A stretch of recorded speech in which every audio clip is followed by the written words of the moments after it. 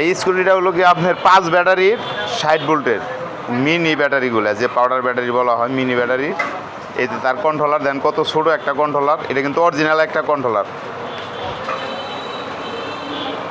এটা অরিজিনাল একটা কন্ট্রোলার। এটা হলো কি আপনার